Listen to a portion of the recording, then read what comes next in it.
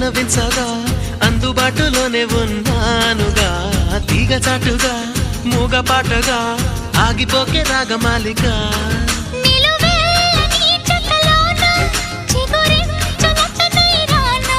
కొనగోటి కొంటె నానా